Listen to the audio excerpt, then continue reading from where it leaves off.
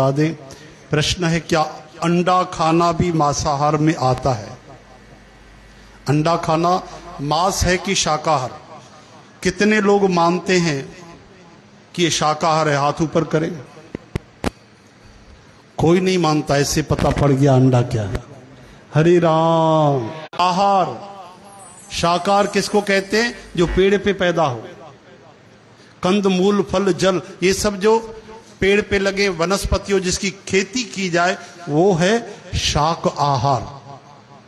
और जिसे जीव पैदा करे, जीव से पैदा कैसे शाकाहार होगा? हरे राम।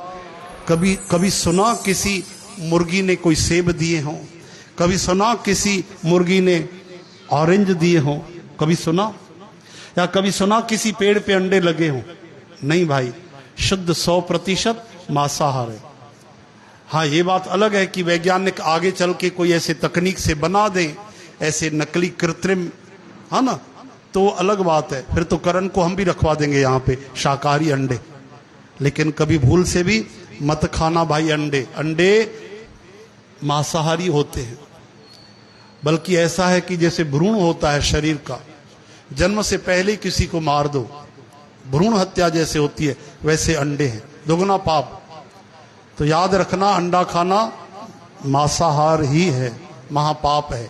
संडे हो या मंडे कभी न खाएं अंडे। फिर भी खाओगे अंडे तो नरक में पड़ेंगे डंडे। इसलिए सावधान। बोलो वृंदावन बिहारी लाल।